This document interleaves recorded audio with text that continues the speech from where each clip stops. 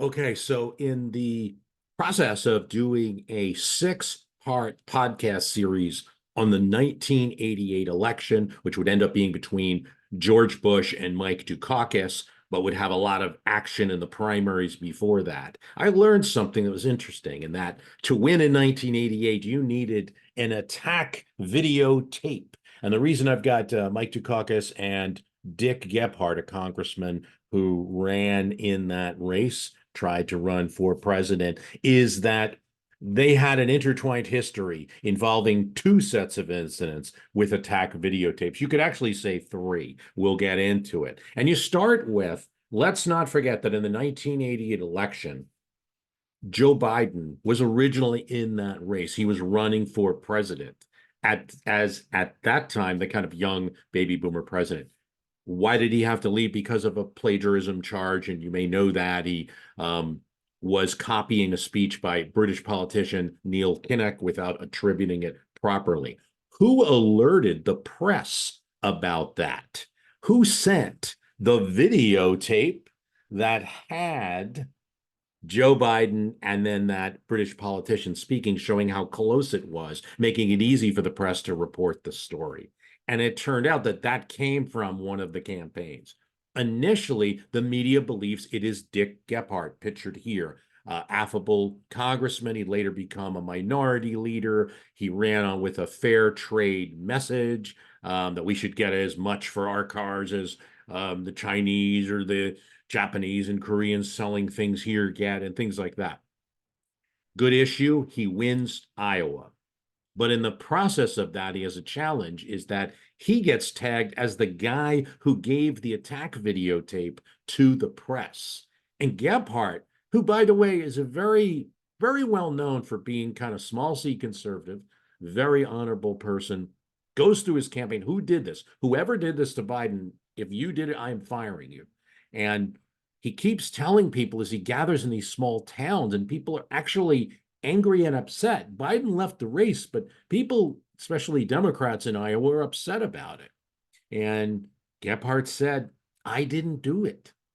Joe Trippi, who ran fundraising for Gephardt, he'd later run fundraising for Howard Dean, said, we wanted to make signs that says it wasn't us.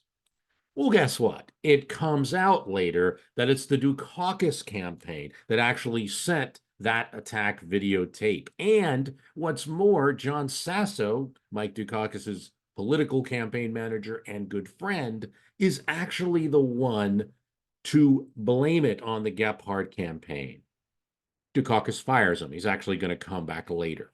So this, to me, is one of the forgotten parts of history relating to the 1988 election. It is Mike Dukakis who took Joe Biden out of the presidential race in that year. In fact, when Dukakis calls to apologize, saying, I don't know why John did this, etc., Biden says, thanks for calling, and nothing else.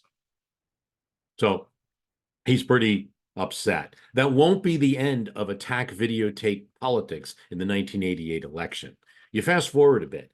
What happens is Gephardt does win Iowa because Dukakis is engaged now, and this scandal comes out before the Iowa results. And Gephardt has a good message for Iowa. He comes from the Midwest. And so, but that's it. Gephardt only wins the state of Iowa, and he's got to score somewhere else because Dukakis has won a few other, Jesse Jackson has won a few, and you're getting to the point where maybe people are going to say Iowa doesn't matter and Gephardt should leave the race. He needs momentum and he needs money. He has something like less than 100,000. Even in this time, that's not enough money to really mount a full national campaign and pay everybody.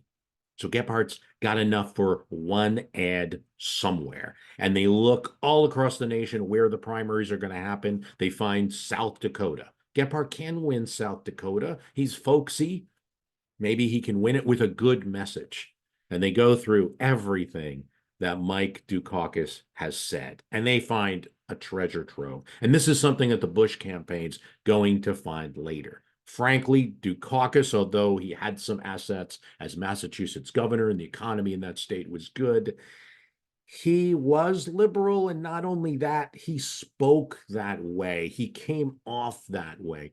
And during one of the speeches, he tells farmers that they need to find new crops to grow, things like advanced soybeans and ginseng and things like this. But then he mentions and Belgian endives. And then the idea of this Massachusetts liberal telling farmers what to grow and Belgian endives. And they just run that quote from Dukakis in a campaign ad that's shown in South Dakota over and over again. Belgian endives. Gephardt wins the South Dakota primary and gets at least back on the map for a little bit. But what happened? The Dukakis campaign, Mike Dukakis himself, who didn't like negative campaigning, is so upset about what Gephardt did to him, showing that quote to farmers and things like that, that they have an ad that they haven't used because Dukakis wouldn't allow it. But the campaign wants to run it, and Dukakis gives it the green light. And it's Rich Gephardt doing somersaults, showing all of the positions. They've got this actor that looks exactly like Gephardt, and he's got the red hair and everything, and he's doing somersaults, showing all the flop positions that this way and that way that Gephardt takes. That attack videotape, Gephardt didn't have enough money to answer it. Comes right before Super Tuesday, all these states voting at once. Gephardt doesn't score. And in the long term, after a little battle with Jesse Jackson and a minor battle with Al Gore, Dukakis will win the Democratic primary, be the candidate running against Bush. My opinion, an inferior candidate compared to Gephardt or many others, and he does not win the 1988 election. I've got a whole series, as I mentioned. They're about an hour and a half each, 6 parts on the 1988 elections. Very exciting time that involved almost every president that we've had since then. I can't find Obama involved in 1988 at all. But people like Al Gore, Joe Biden, George W. Bush was involved as an aide to his father. Everybody's involved in this thing. It's really a historical election that defines how politics are today. And go to My History Can Beat Up Your Politics. This attack videotapes is just episode 3. I've got plenty more on everything going on during that year. Join us. Thanks for listening.